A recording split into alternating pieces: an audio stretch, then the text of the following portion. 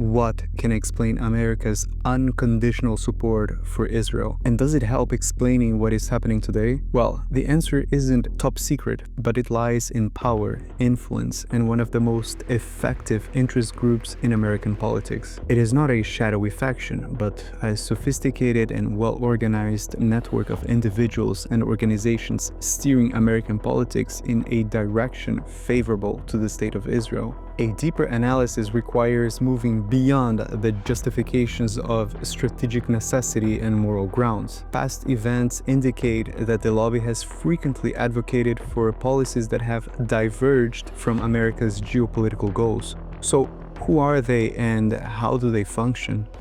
If you're interested in learning more about what happens beyond the headlines, hit the like button and subscribe to the channel, because in our world, every move matters. The term pro-Israel lobby is often used as a single unified group, but is more accurately a loose coalition of diverse factions. At its forefront is the American Israel Public Affairs Committee, or AIPAC, a major lobbying group with the stated mission of strengthening, protecting, and promoting U.S.-Israel relationship. A key element of the lobby's power is its capacity and will to finance the primary opponents of incumbents critical of Israeli policy. Lawmakers who diverge from the pro-Israel consensus often see the campaigns of their primary opponents suddenly flushed with cash. Funding opponents is an intimidation tactic that sends a clear message to stay aligned. But beyond direct spending, AIPAC's influence is amplified by its ability to guide and funnel donations from its vast network of members, making access to this donor pool critical for any aspiring national politician. While AIPAC itself does not directly donate to campaigns, this distinction is more technical than practical. Its influence is exerted through a network of pro-Israel political action committees, or PACs, that provide direct financial contributions. And more recently, super PACs like the United Democracy Project, linked to AIPAC, have altered the landscape by spending unlimited sums to support or oppose candidates. For context, PACs are committees that donate directly to campaigns but have strict contribution limits, while super PACs raise and spend unlimited funds independently but cannot donate or coordinate with campaigns.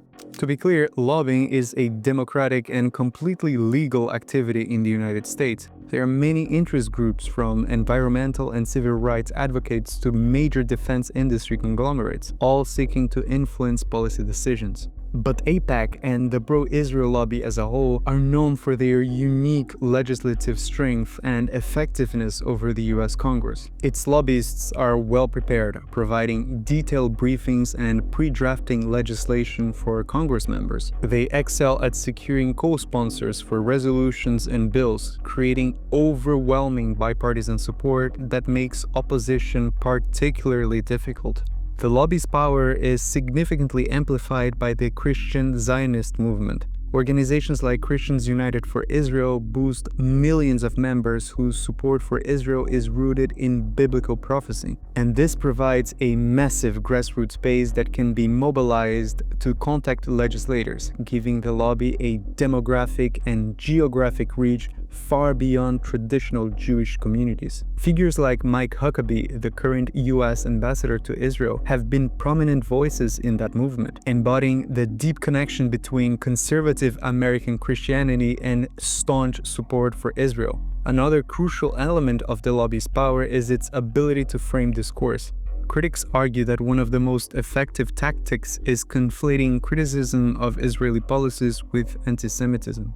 This charge, legitimate or not, can be politically devastating, effectively muting debate and making officials fear being labeled anti-Israel for questioning aid or condemning actions like settlement expansion. And this narrative is further amplified by a network of think tanks such as the Washington Institute for Near East Policy, providing policy analyses that align with AIPAC's objectives. At home, the lobby's influence is visible in the unwavering military and financial support the US provides. Under a 10-year memorandum of understanding, the US provides $3.8 billion in military aid annually. This aid has been instrumental in developing advanced missile defense systems like the Iron Dome, David's Sling, and Arrow, ensuring Israel's strategic military advantage. The lobby works tirelessly to ensure this aid passes Congress with overwhelming veto-proof majorities. But the lobby's domestic influence translates directly into tangible geopolitical outcomes. A prominent example is its perceived role in the lead-up to the 2003 invasion of Iraq. Professors Mearsheimer and Walt have argued that the group was a critical force advocating for the war, pointing to the influence of key neoconservative figures in the Bush administration with ties to pro-Israel groups. The rationale was that toppling Saddam Hussein would eliminate a threat to Israel and could trigger a domino effect of democratization, effectively reshaping the Middle East to isolate Israel's antagonists. While the war was driven by multiple geopolitical factors, the argument that the lobby was instrumental in creating the political climate for the invasion remains significant. In the international arena, Washington's unconditional support manifests as a diplomatic shield.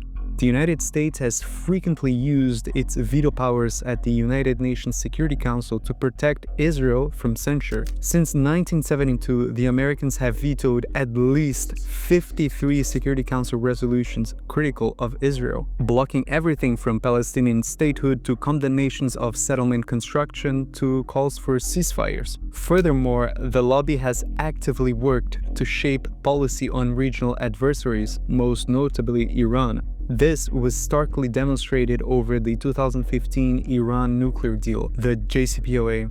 AIPAC and its allies waged one of the most expensive lobbying campaigns in history to defeat it. This opposition to the JCPOA was rooted in the conviction shared by the Israeli government that the deal was fundamentally flawed because it would, in their view, allow Tehran to resume industrial-scale uranium enrichment, and that the sanctions relief would allow the Iranians to fund groups against Israel. AIPAC's multi-million-dollar lobbying blitz against the JCPOA failed to stop President Obama from finalizing the deal, but it successfully poisoned the political atmosphere, creating deep partisan divide that would have lasting geopolitical consequences. The persistent opposition created the political environment that enabled President Trump to withdraw the United States from the JCPOA in 2018, citing the very same arguments that the lobby has championed for years.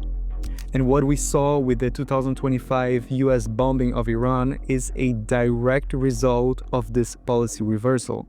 The influence of the pro-Israel lobby on US foreign policy is undeniable. Supporters argue that it's simply the successful practice of American democracy, where citizens advocate for a strong US-Israel alliance that serves the interests of both nations. Critics, however, argue that the lobby has created a distorted political environment where America's interests have become problematically intertwined with Israel's, leading to policies that do not serve US strategic goals. The two-state solution, the US invasion of Iraq, its approach towards Syria, and Iran through the JCPOA are just some of the examples. The pro-Israel lobby's ability to mobilize immense financial resources, shape the political narrative, and ensure bipartisan legislative support makes it a central and uniquely powerful force in the formation of America's Middle East policy. Because the supreme art of war is to subdue the enemy without fighting.